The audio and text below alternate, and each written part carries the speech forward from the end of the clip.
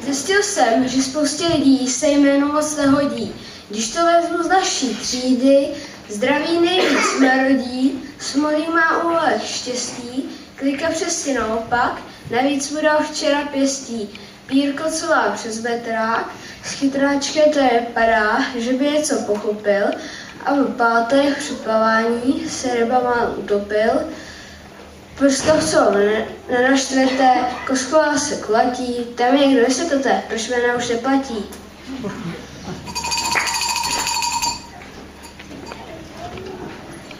Posaďte se. A kdo nám dnes poví, co jsme se naučili o penězích? Tabuli bude klikat. Říká se, mlčeti zlato, ta moudrost má však svůj rub. Já jsem včera u tabule stál a mlčel jako dub. Učitel myslel, že jen čekám, až mi někdo napoví. Nechtěl věřit, že chci zkusit, jak platí přísloví. Na tohle ti kamaráde, sotva někdo skočí, sedni si. Hrozil mi a dal mi 5, takže zlatý oči. Dospěla levenost mozku, už je pozdě na rákosku. Tak kdo dál? Nám poví nějaké moudro. Pojď. Bourák vylukal to v bance, všechno jenom za kužbance. Tom maso, tom kos, proto máme všeho dost. Kradu, kradeš, kradou, kdo by nechtěl byl se zahradou. Máte přestávku? Máš rád školu, já teda ne. Přestávky, ty jsou prostě ne. Učení, to je na palici, ale kdyby nebylo, tak je blbec v každé ulici. Tak se pozdravíme. Sedněte. Ty vaše slohy.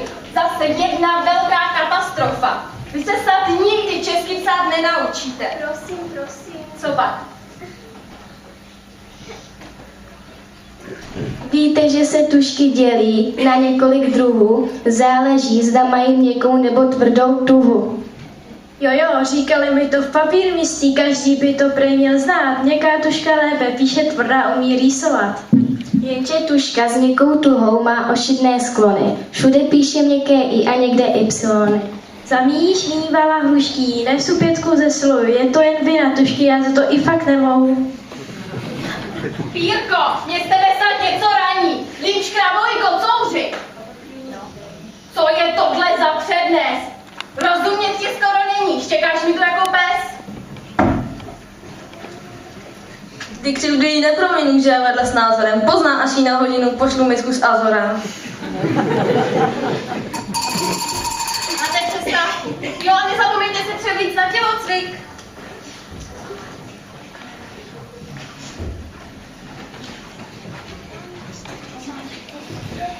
Holky, kulturisty já mám ráda, neboť mají mužná záda, nehorují pro skepsel, mají řádné bicepsy. Jo, jsou to hoši jako jedle, každá žena je z nich vedle. Mají sílu i cit, protože jsou vždycky fit. Už jsem byla s jedným v kině, bude se mě sportovkyně. Obleču si nový dres, uženu ho ještě dnes.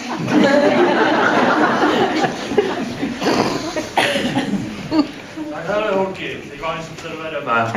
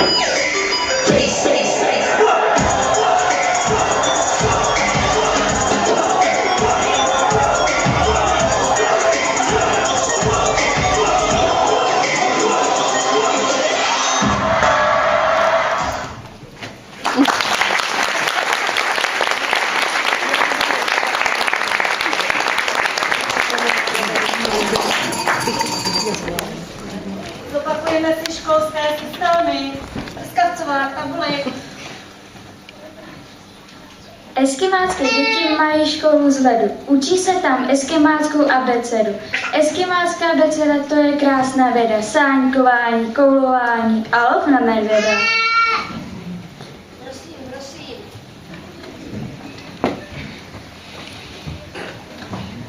Proč musíme do školy a pořád psát úkoly? Nemůžeme zůstat doma, ptám se zas a znova.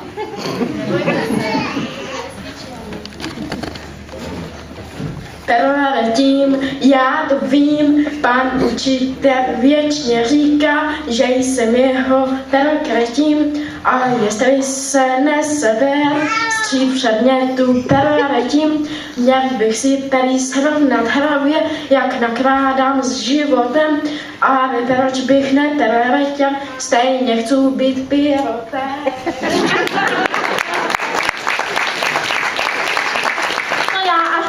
Vysvědčení, to zase bude mela. Mamka bude lítat bytem, jak divoká včela. Otec bude pochorovat, ode dveří koknout.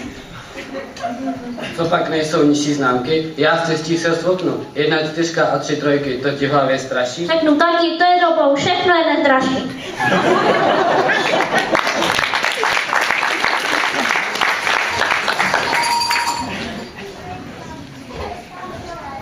Tak, konečně nám spal den D. Tak, máme tady vysvědčení. Takže Jirko, Prskavcová, Burešová, Kostková, Ryba, Zdraví, Růžička, Klika,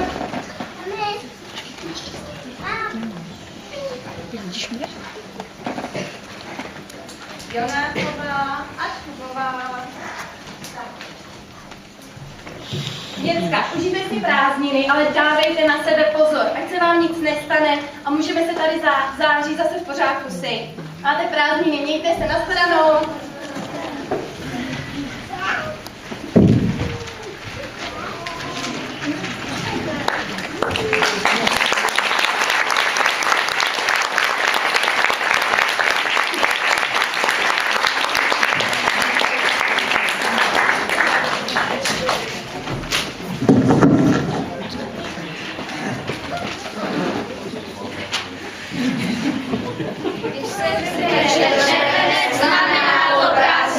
Je to měsíc bez školy, ale není jediný. Ještě 7 měsíc další, to jsou také prázdniny. Červenec však toho jména sám v roce je jediný.